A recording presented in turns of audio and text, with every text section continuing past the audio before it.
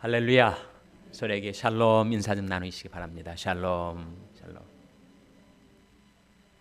오늘 주제가 뭔지 기억하십니까? 기독론입니다. 기독론.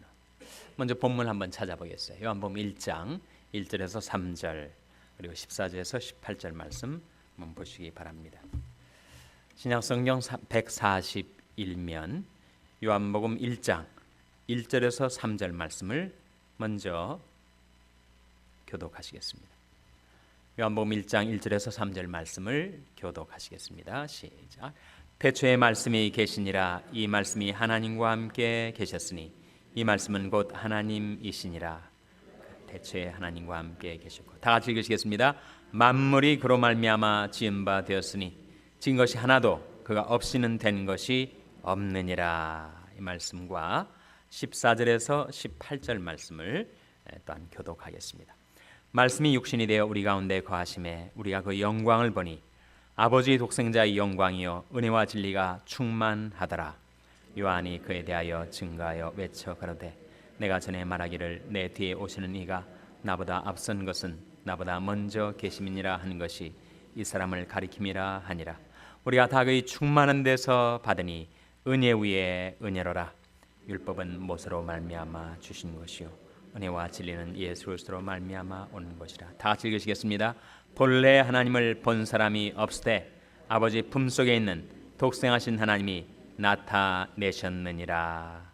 아멘. 다시 한번 오늘 공부의 주제가 뭐라고요?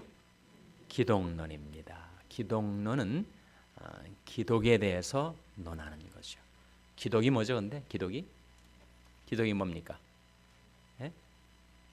우리는 항상 이 기초가 약합니다. 기초가 약하면 응용력이 떨어집니다. 그래서 우리 아주 기초부터 한번 다져가 보도록 하겠습니다. 기독이 뭐예요? 기독은 그리스도를 말하죠. 그리스도를 한자어로 음역할 때 기독이라고 하는 거예요. 기독의 기자는 무슨 기자일까요? 턱이자입니다. 독은 무슨 독자일까요? 독하다 할 때 독자겠습니까? 독의 독자는 감독할 독자입니다. 영화 감독, 디렉터, 현장 감독 또는 감리교 감독. 이 감독의 독자가 감독할 독자. 턱이자에 감독할 독자를 써서 기독이라는 한자어가 나왔는데 중국이나 한국이나 일본에서 다 그리스도를 가리켜서 기독이라고 할 때 그 기독은 그리스도를 제일 그 한자 말로 가깝게 음역을 한 거예요. 그러면 기독론이란 결국 그리스도론인데 그리스도는 또한 무슨 뜻입니까? 그리스도의 뜻이 뭐라고요? 그리스도의 뜻이 뭡니까? 기름 부음을 받은 자란 뜻입니다. 그리스도는 기름 부음을 받은 자.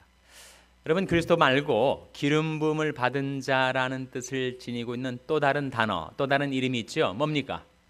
뭐예요? 메시아죠. 메시아. 그러니까 메시아도 기름 부음 받은 자, 그리스도도 기름 부음 받은 자 그런 뜻이에요. 근데 왜 그 두 단어가 생겨난 것인가? 랭귀지가 달라서 다른 언어 속에서 동일한 단어를 표현하다 보니까 두 단어 두 말이 나오는 거죠. 그러면 기름 부음 받은 자란 뜻을 지니고 있는 메시아는 어느 나라 말이에요? 히브리 말입니다. 구약 성경이 어느 언어로 쓰여졌죠? 히브리어로 쓰여졌어요. 신약 성경은 어느 언어로 쓰여졌습니까? 헬라어로. 그래서 헬라어로 기름 부음 받은 자가 뭐라는 겁니까? 바로 그리스도라는 거죠. 그러니까 동일한 기름 부음 받은 자를 구약 성경의 히브리어로는 메시아라고 했고 신약 성경의 헬라어로는 그리스도라고 했단 말이에요. 그래서 그리스도의 의미, 기독의 의미 그것은 바로 기름 부음 받은 자다. 기름 부음 받았다는 것이 어떤 의미죠? 구약 성경 속에 기름 부음을 받은 세 부류의 사람들이 있었습니다. 누구와 누구죠? 제사장하고 왕하고 또 누구였습니까? 선지자. 그렇죠? 그 사람들에게 기름을 부어서 왕으로 세우고 선자로 세우고 제사장으로 세웠단 말이에요. 근데 그 기름 부음은 무엇을 의미할까요? 그것은 성별의 의미입니다. 따로 그 특정한 목적을 위해서 구별해냈다는 거죠. 그 용도로 쓰려고 따로 구별해냈다는 겁니다. set apart 했다는 거예요. 그것이 바로 기름 부음의 뜻입니다. 동시에 그 목적을 잘 감당하도록 그 용도에 잘 쓰여지도록 그 기름 부음 속에 성별의 의미와 더불어 어떤 의미가 있을까요? 능력의 의미가 있단 말이에요. 그러니까 왕노릇 잘 하라고 그를 그 용도로 따로 구별해내서 잘 그 기능을 감당하도록 능력을 부어줬다. 이게 기름 부음의 의미입니다. 제사장도 마찬가지고 선자도 마찬가지. 선자가 우리와 똑같은 자연인, 인간이었단 말이에요. 그런데 어떻게 앞날을 알아맞힐 수가 있으며 하나님의 백성들로 하여금 다가올 미래를 대비케 하는 그런 선지자 사역을 할 수가 있었을까? 똑같이 시공 속에 갇혀 있어서 한 치 앞을 못 보는 것이 우리 인간인데 어떻게 선자들은 그렇게 몇십 년 후의 일을 또는 몇백 년의 후 일을 그렇게 증가할 수가 있었단 말인가? 무엇 때문에 그것이 가능했다고요? 기름 부음 때문에. 그래서 기름 부음의 의미에는 성별과 능력의 의미가 있습니다. 근데 구약의 세 부류의 기름 부음 받은 사람들은 장차 오실 이 삼중직을 한 사람이 겸하게 될 오실 메시아의 예고편들이란 말이에요. 그러니까 왕과 선자와 제사장을 세워서 그 사람들을 장차 오실 메시아의 그림자처럼 하나님께서 써 놓으셨다는 거예요. 그래서 하나님이 원래 의도하신 메시아가 왔을 때 그 메시아는 세 가지를 하게 된 겁니다. 다시 한번 무슨 세 가지를 하게 된 거예요? 왕과 제사장과 선자 일을 하게 된 거죠. 예수 그리스도의 사역이 바로 그 세 가지 사역을 한 겁니다. 왜 신약 성경이 처음 시작되면서 그 고리타분한 족보 얘기가 쭉 나올까? 그 족보 속에 오실 메시아를 누구의 후손으로, 누구의 자손으로 증가하고 있습니까? 아브라함과 다윗의 자손 예수 그리스도의 세계라. 세계의 뜻이 뭐라고요? 족보란 말이에요. genealogy. 그러니까 예수 그리스도는 다윗 왕과의 후손으로 오신다. 그러니까 왕의 후손이니까 뭐가 되는 거예요?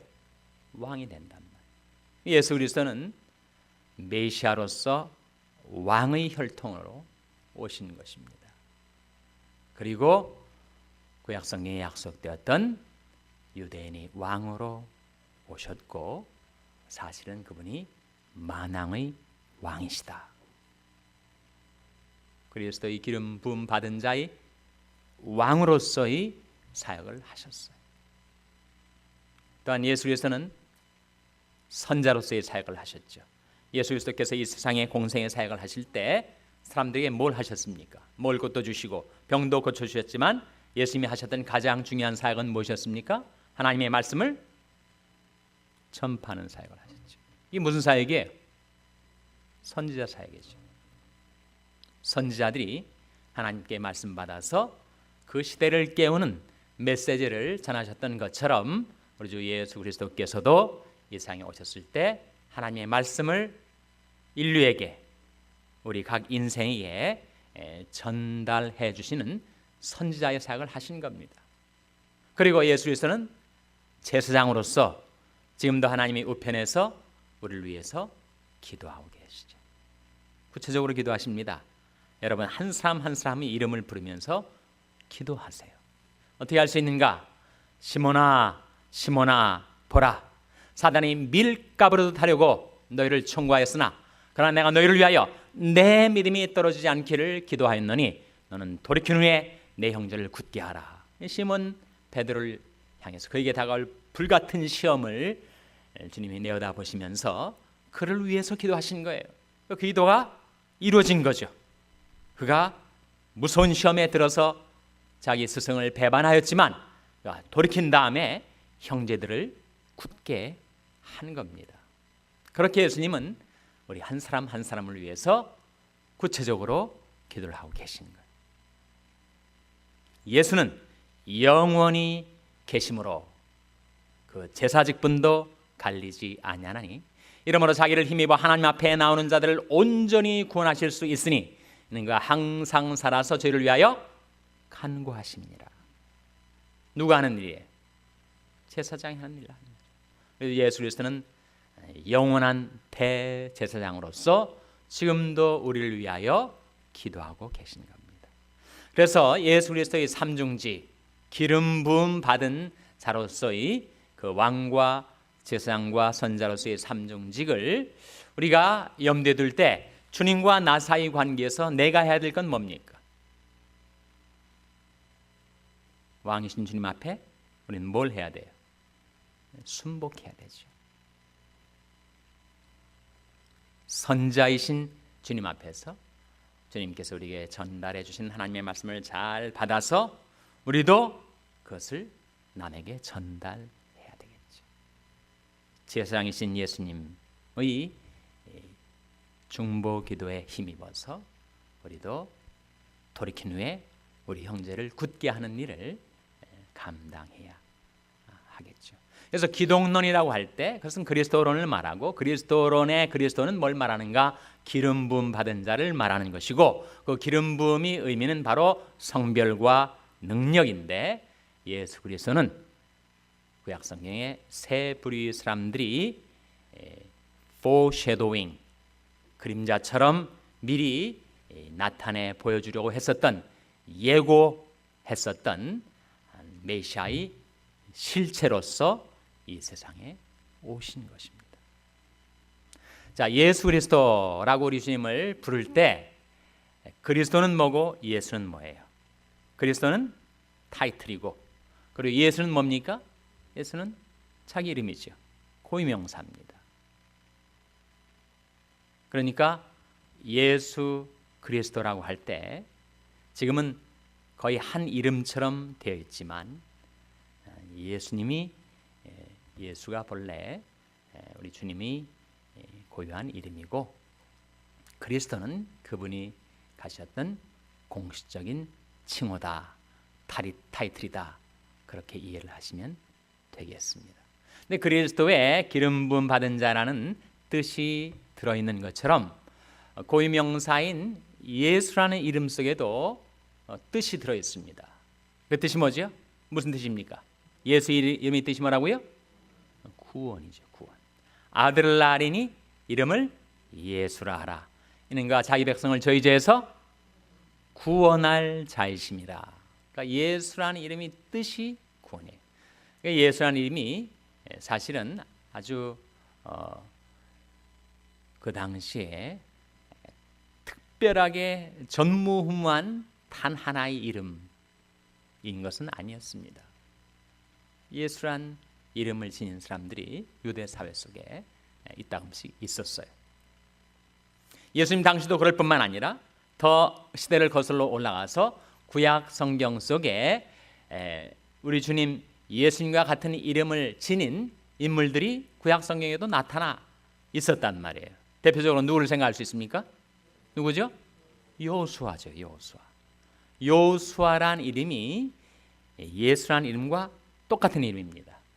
히브리어로는 여호수아가 되는 것이고 그것을 신약 성경에 쓰여진 헬라 음가로 하면 예수스가 되는데 예수스의 마지막 스라는 자음이 떨어진 예수라는 이름을 우리는 알고 있습니다.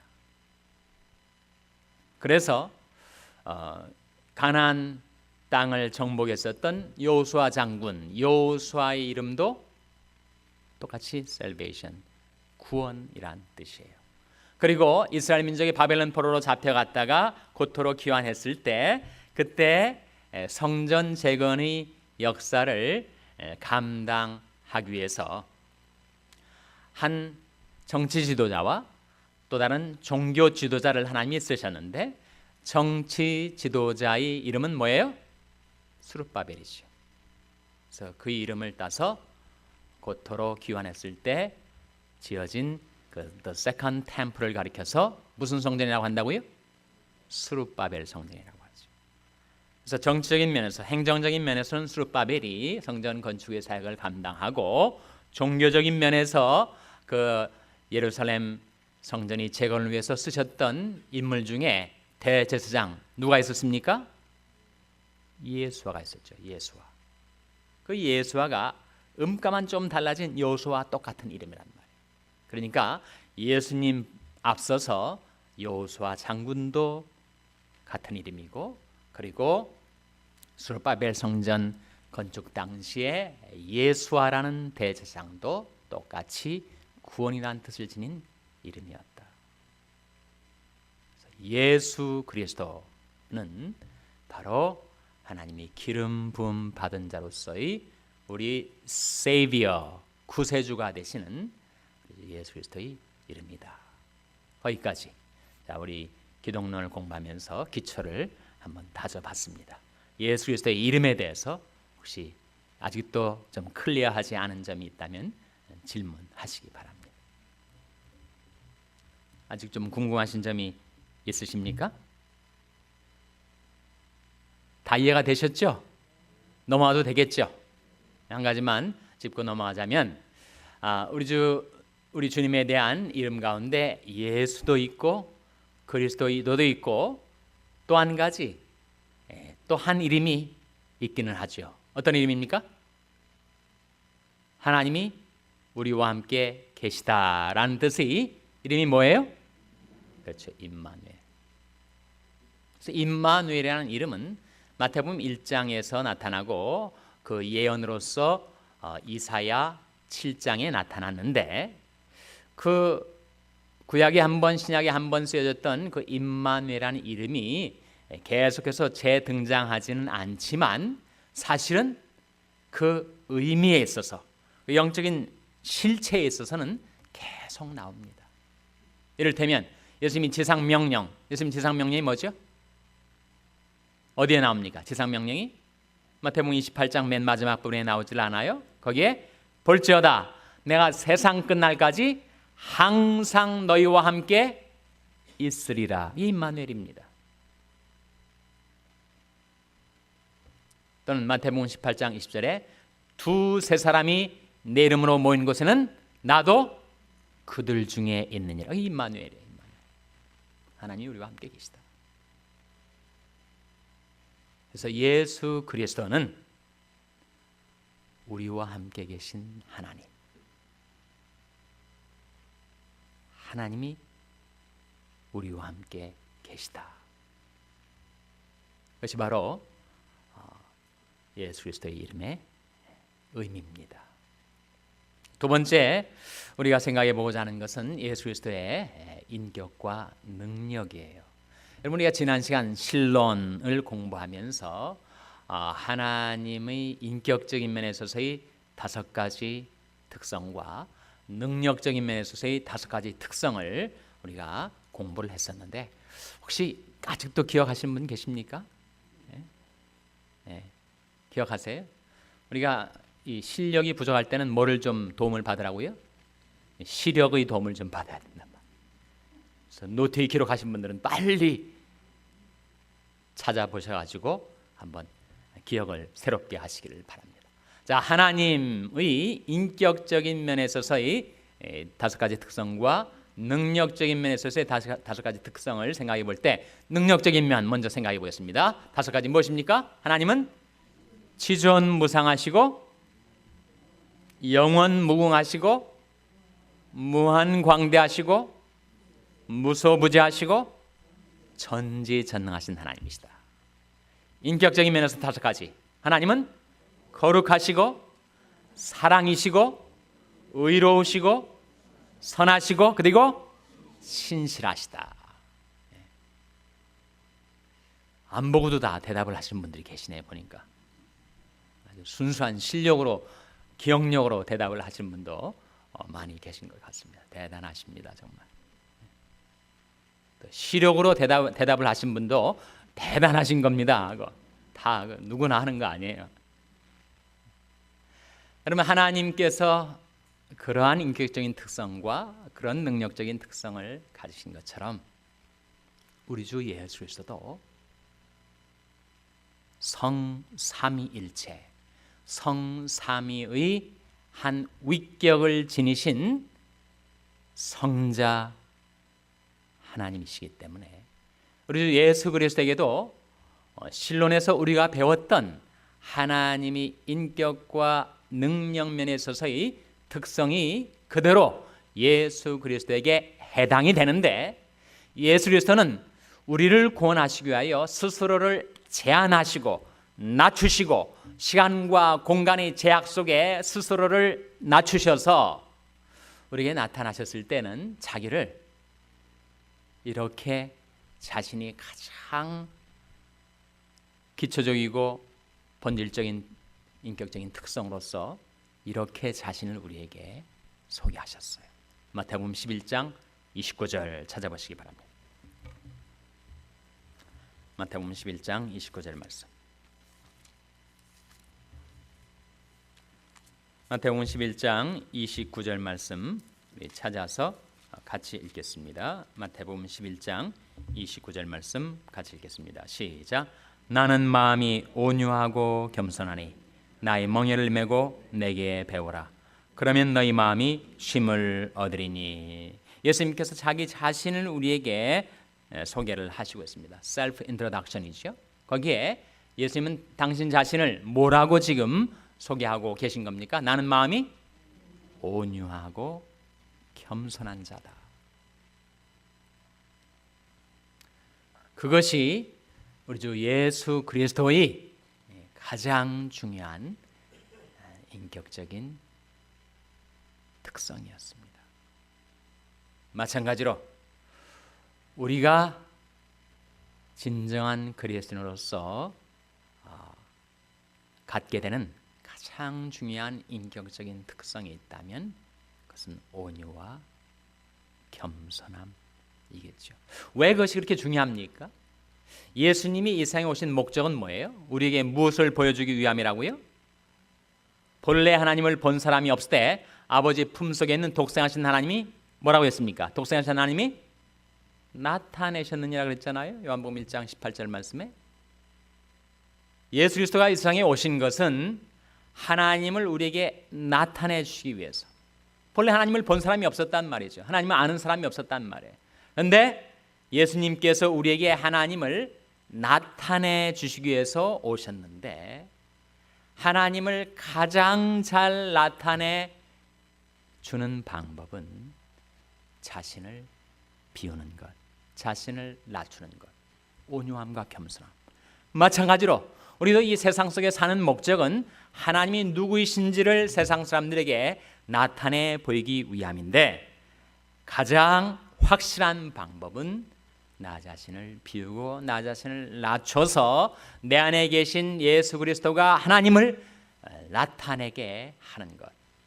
내가 너무 팔팔 살아있고, 내가 너무 교만하고, 내가 너무 욕심을 가리고, 내가 너무 살아 움직이고 있으면 하나님이 가리워지게 된다는 것. 하나님의 영광을 내가 스스로 가리는 거죠.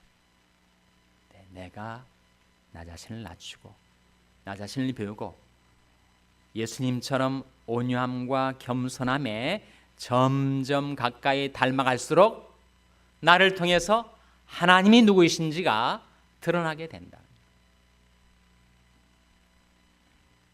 그래서 예수님은 자기 자신을 나는 선하다, 나는 거룩하다, 나는 사랑이다 이렇게 말씀하시지 않았어요. 예수님이 자기 자신의 인격적인 속성을 말씀하신 대목은 바로 여기인데, 나는 마음이 온유하고 겸손하다. 그것은 바로 예수 그리스도를 통하여 하나님이 누구신지를 우리에게 나타내 보여주시기 위한 뜻이었다는 겁니다. 물론 주님께서는 성육신하신 말씀으로써 자기 자신을 과감하게 소개하신 적이 있었어요. 특별히 요한복음에 집중되는 말씀인데, 소위 말하는 I am 스테이트먼트가 있습니다. 헬라어로 에고에미라는 뜻인데, 나는 뭐다. 그렇게 예수님께서 자기 자신을 우리에게 증거하신 적이 있습니다. 기억하십니까? 요한복음 6장에서는 예수님께서 내가 곧 뭐라고 했어요? 내가 곧 생명의 떡이다. 예수님은 생명의 떡입니다. 우리는 예수님 먹고 살아요. 시간 속에서도 영혼 속에서도 예수님 먹고 사는 존재입니다. 예수님이 생명의 떡이시기 때문에. 요한복음 8장에서는 예수님 뭐라고 하셨어요? 나는 세상에 뭐라고 했습니까? 나는 세상의 빛이다. 예수님은 죄로 얻어진 이 세상 속에서 우리가 살아갈 길을 환하게 비추어 주시는 세상의 빛이십니다. 요한복음 10장에서는 예수님은 자신을 뭐라고 했어요? 나는 선한 뭐라고 했습니까? 목자라. 요한복음 11장에서는 뭐라고 자신을 소개하셨습니까? 나는 무엇과 무엇이라고요? 나는 부활이요 생명이다. 요한복음 14장에서는 뭐라고 자신을 증가하셨습니까? 내가 곧 길이요 진리요 생명이다. 요한복음 15장에서는 나는 참 무엇이고 너희는 가지다 하셨습니까? 나는 참 포도나무다. 그리스도와 우리와의 유니온, 이 연합을 보여주시기 위해서 자신을 포도나무라고 말씀하십니다. 그리고 그와 같이 우리가 요한복음에 The I am statement가 있다는 거예요. I am bread of life. I'm the light of the world. I'm the good shepherd. I'm the way, the truth, and the life. 이렇게 I am statement가 있습니다. 나는 누구다라고 밝혀주신 말씀을 통해서 예수 그리스도는 정말 내 생명의 떡이구나. 세상의 빛이구나. 예수 그리스도는 선한 목자이시구나. 예수님은 부활이요 생명이시구나. 예수님은 길이요 진리요 생명이시구나. 예수님은 참 포도나무시고 나는 가지구나. 가지가 포도나무에 붙어있지 않으면 열매를 맺을 수가 없는 것처럼 내가 예수님을 떠나서는 아무것도 할 수 없구나. 그러나 예수님께 꼭 붙어있기만 하면 열매를 맺힐 수 있구나. 그것을 우리에게 깨우쳐 주시기 위해서 주님은 자기 자신이 누구라는 것을 과감하게 단호하게 밝혀주셨지만, 사실 예수님은 그 소리를 높이지 아니하고 꺼져가는 등불도 끄지 않고 상악할 때도 꺾지 않으시는 온유하고 겸손하신 분이셨습니다. 정말 주님은 가장 작은 소자를 인격적으로 존중해 주시고 따뜻하게 배려해 주셨어요. 우리가 얼만큼 그 예수님이 온유함과 겸손함에 가까이 접근하는가, 그만큼 나는 비워지고 나주어져서 나를 통해서 하나님이 누구이신지, 예수 그리스도가 어떤 분이신지를 세상에 드러낼 수가 있게 된다는 거죠. 예수 그리스도의 인격이 그러한 특성을 지니고 있다면 예수 그리스도의 능력면에 있어서는 어떻습니까? 예수 그리스도는 능력면에 있어서 무엇과 무엇의 모든 권세를 가지셨다고요? 하늘과 땅의 모든 권세를 가셨죠. 하늘과 땅의 모든 권세를 가진 분이 누구십니까? 하나님이시죠. 예수 그리스도는 하늘과 땅의 모든 권세를 가지셨습니다. 그런데 자기를 낮추시고 비우셔서 이 세상 가운데 성육신 하셨기 때문에 예수 그리스도는 하나님이 이거 내게 주신 거다. 권세에 대해서 그렇게 말씀하셨어요. 마태복음 28장 18절 말씀에 예수께서 나와 일러 가라사대 하늘과 땅에 있는 모든 권세를 내게 주셨으니, 하나님이 주셔서 예수님이 받아가지고 계신 거라고 말씀을 하셨습니다. 그것이 예수님의 인격과 능력에 대한 성경의 진술이에요. 여러분, 예수님에 대해서 기독론을 공부할 때 한 가지 난제가 있어요. 삼일체이죠. 과연 어떻게 하나님이 세 분이시면서 또 하나시라는 걸까? 삼위일체는 성경에 나오는 걸까? 삼위일체라는 단어가 성경에 나옵니까? 안 나옵니까? 성경에 안 나오잖아요. 근데 왜 기독교인들은 삼위일체 신앙을 믿는가? 삼위일체란 말은 위는 셋인데 체는 하나다, 그런 말 아닙니까? 그러니까 위격, 인격은 셋인데 그 본체는 하나다. 그러니까 성부, 성자, 성령의 삼위가 있지만 한 하나님이시다. 이성적으로 이해가 안 되는 거예요. 논리적으로 모순되는 것 같아요. 근데 히브리어를 우리가 좀 원용을 하자면, 여러분, 히브리어에는 하나를 가리키는 두 단어가 있어요. 야히드라는 단어와 에하드라는 단어가 있습니다. 야히드는 그야말로 단일한 하나를 가리켜요. 그러나 에하드는 우리 가족은 하나야, 남편과 아내가 하나야, 우리는 형제 우애가 있어서 우리 형제들은 다 하나야 라고 할 때의 그 하나는 에하드인데, 삼위일체 하나님이 유일하신 하나님이라고 말할 때의 그 하나는, 그 유일함은 야히드겠습니까? 에하드겠습니까? 금방 들었는데 뭐가 뭔지 헷갈린단 말이에요. 이게 바로 에하드란 말이에요. 에하드. 단일한 하나가 아니라.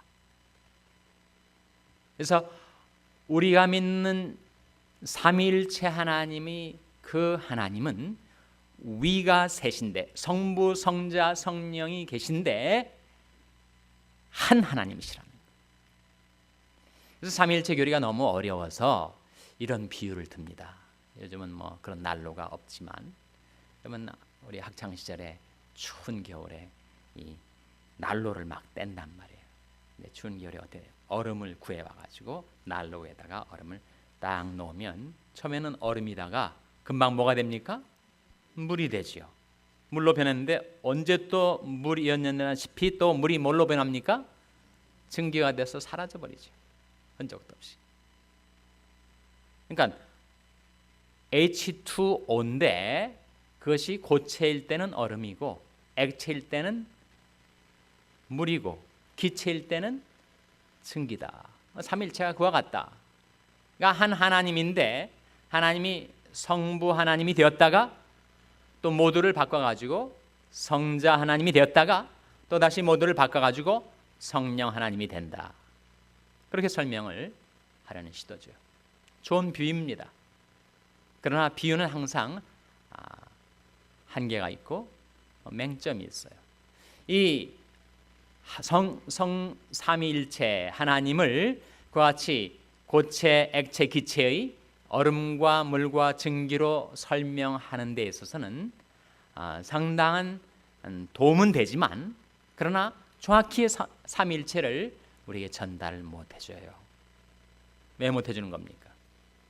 만일 그것이 맞다면 성경에서 하나님이 성부 하나님으로 계실 때는 성자 예수님이나 성령 하나님은 안 계셔야 되죠. 그렇지 않습니까? 성부 하나님이 계시다가 성자 예수님으로 나타나면, 이제 모두가 바뀌어서 성자 예수님이 됐다면 예수님이 계신 곳에는 성부도 안 계셔야 되고 성령도 안 계셔야 된다는 거예요. 또 그것이 다시 기체처럼 성령으로 나타났을 때는 그 양식, 존재의 양식이 바뀌어져서 이런 성령 모두가 됐다면, 성령이 계실 때는 성부와 성자가 성령으로 바뀐 거니까 그 자리는 성령과 성부와 성자가 안 계셔야 되는 거 아니에요? 그것이 그 양태론이 설명해 주는 건데, 성삼위 하나님이 그렇게 나타나는가? 그렇지 않더라는 거예요. 예수님이 세례를 받으실 때 예수님이 분명히 계신데 예수님 위에 뭐가 비둘기처럼 임했다고요? 성령이 임했단 말이에요. 그리고 하늘에서 누구의 목소리가 납니까? 이는 내 사랑하는 아들이요 나의 기뻐하는 자라. 누구의 음성이 들려요?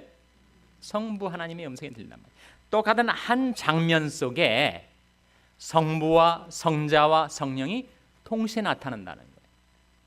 그래서 그건 양태론은 아니라는 거예요.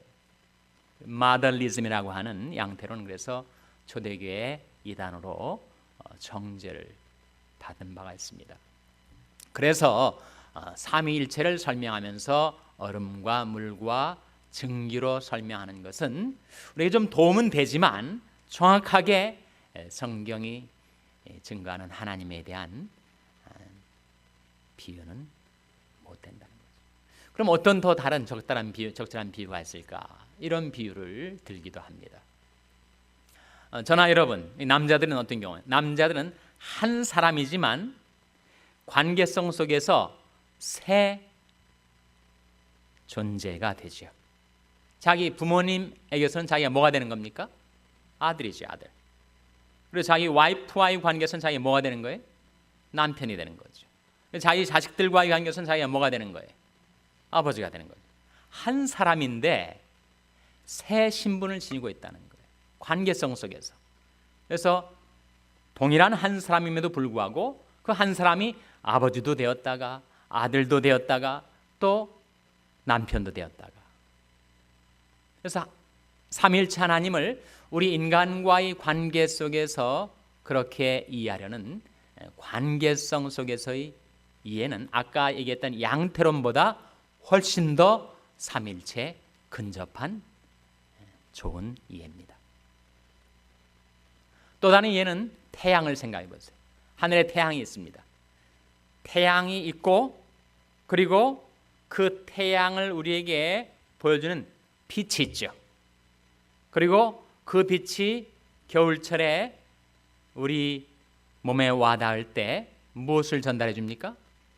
온기를, 히트를, 열을 전달해 준다. 그러니까 태양을 빛으로 말하는 것이 맞는가 틀린가? 맞죠. 태양을 열로 말하는 것이 맞는가 틀린가? 맞죠. 태양에 그 세 구성 요소가 있다는 거예요. 태양의 본체가 있고 그 본체를 우리에게 보여주는 빛이 있고 라이트가, 그리고 그것을 내가 직접 개인적으로 경험해서 온기를 느끼는 열이 있단 말이에요. 그러니까 성부 하나님이 본체로 계시고 하나님이 누구이신지를 우리에게 빛으로 드러내시는 성자 예수님이 계시고 그 하나님을 우리로 하여금 직접 경험할 수 있는 마치 열처럼 우리에게 뜨거움을 경험하게 해주시는 성령이 계시다. 한 태양이지만 그 태양 속에 세 가지가 같이 있는 것처럼 한 하나님이시지만 성부, 성자, 성령이 계시다. 삼일체에 대한 좋은 이해입니다. 한 예만 더 들어보겠습니다. 저와 여러분, 우리가 다 사람이죠. 사람에는 세 구성 요소가 있습니다. 무엇과 무엇과 무엇이죠? 영과 혼과 육이 있단 말이에요. 자, 영은 사람입니다. 혼, 내 지성, 감성, 의지, 내 인격, 사람이죠. 내 몸, 사람이란 말이에요. 영도 사람이고 혼도 사람이고 몸도 사람입니다. 마찬가지로 성부도 하나님이시고 성자도 하나님이시고 성령도 하나님이시라는 거예요. 그런데 사람을 말할 때 영만 있고 혼과 몸이 없는 사람을 사람이라 할 수 있습니까? 영이지 사람은 아니랍니다. 혼만 있고 영도 없고 몸도 없는 사람을 사람이라 할 수 있습니까? 그건 혼백이지요. 귀신입니다. 사람이 아니라는 거예요. 몸만 있고 영과 혼이 없는 것을 사람이라 할 수 있어요? 그럼 뭐라고 하죠? 시체라고 합니다. 그러니까 사람이 되려면 영과 혼과 몸이 아울러 타 있어야 된다는 거예요. 영, 혼, 몸이 각자가 사람이지만 그것이 다 동시에 있어야 사람이 되는 것처럼 삼위일체 신앙이 우리에게 가르치는 것은 무엇인가? 성부와 성자와 성령이 함께 계셔야 그것이 참 하나님이시다. 그 구성요소의 각각이 성부도 하나님, 성자도 하나님, 성령도 하나님이지만 동시에 성부, 성자, 성령이 함께 계실 때 진정한 하나님이시다. 이게 삼위일체 신앙의 의미입니다. 거기까지 질문 있으면 해주시기 바랍니다.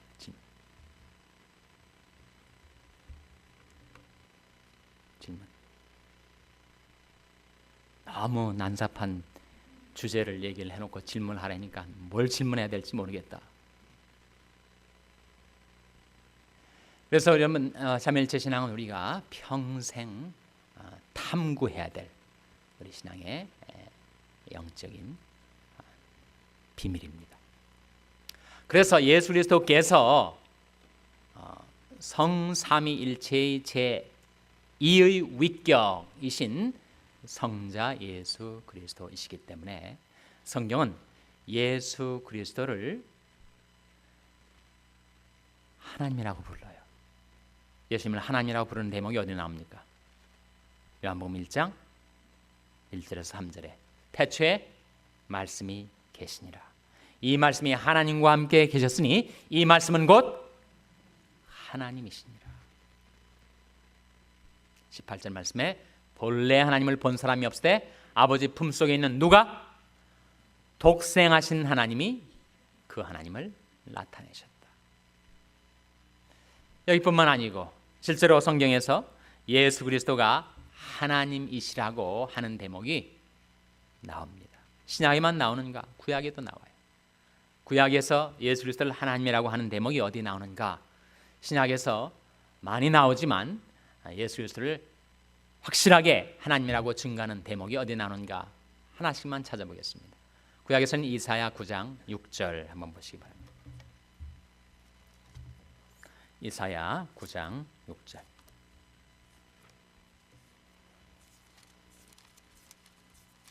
구약 성경 977면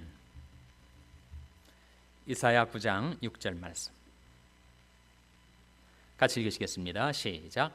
이는 한 아기가 우리에게 낳고 한 아들을 우리에게 주신 바 되었는데 그 어깨는 정사를 메었고 그 이름은 기묘자라 모사라 전능하신 하나님이라 영존하시는 아버지라 평강의 왕이라 할 것임이라. 여기 한 아기는 누굴 가리켜요? 예수 그리스도의 한 생을 가리키지 않습니까? 그 오실 메시아의 이름 중에 뭐가 나옵니까? 전능하신 하나님이라. 전능하신 하나님. 그래서 예수 그리스도는 육화되신 하나님이세요. 인간이 몸을 입고 오신 하나님. 그래서 예수 그리스도를 가리켜서 God in the flesh라고 합니다.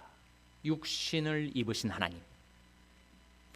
신약의 한 말씀 찾아보겠는데 요한일서 5장 20절 찾아보시기 바랍니다. 요한일서 5장 20절 말씀. 신약성경 393면 요한일서 5장 20절 찾아서 같이 읽겠습니다. 요한일서 5장 20절 말씀입니다. 시작.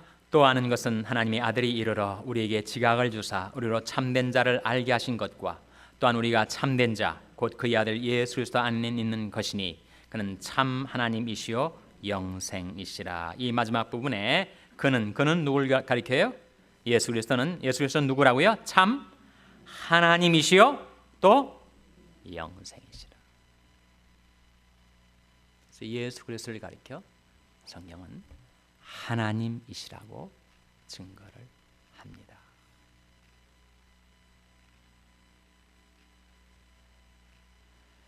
이 말씀을 이제 좀 정리를 해보겠어요. 성경의 4대 사건하고 신약의 4대 사건을 저는 여러분 기억을 해두세요. 성경을 이해하는 큰 구도를 여러분이 잡을 수 있는 그런 중요한 정리입니다. 신구약을 통틀어서 성경의 4대 사건, 성경의 4대 사건이 뭐라고요? 창조, 타락, 구속, 완성. 그게 성경의 4대 사건이에요.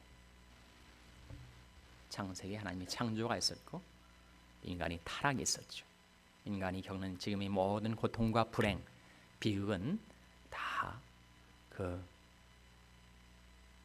시원이 바로 인간이 타락이 있었다는 거예요.